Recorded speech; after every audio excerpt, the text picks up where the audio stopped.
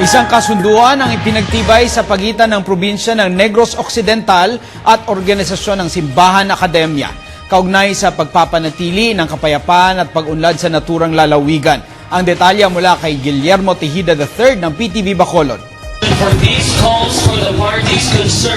Isang Memorandum of Cooperation ang nilagdaan kamakailan ng pamalaang probinsyal ng Negros Occidental at ng isang organisasyon ng simbahan at ng akademya. Ang nasabing kasunduan na nilagdaan sa provincial capital sa lungsod ng Bacolod ay may layong mapalakas ang kultura ng kapayapaan at sustainable development. Lumagda sa Memorandum of Cooperation sina Governor Alfredo Marañon Jr., Jacinto Pamini ng Pax Christi Negros, Roderick Samonte, Director ng Institute for Negros Development at Dean Antonio Tibahia ng Pax Christi Institute.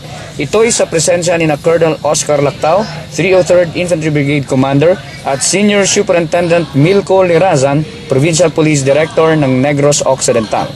Ayon sa kasunduan, ang Pax Christi Institute ang siyang magsasagawa ng training tungkol sa conflict formation.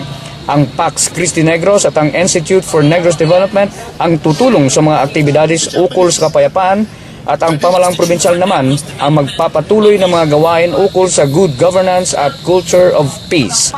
Dumalo rin sa paglalagda ng Memorandum of Cooperation ang mga kinatawan ng simbahan, Philippine Army at ang pulisya.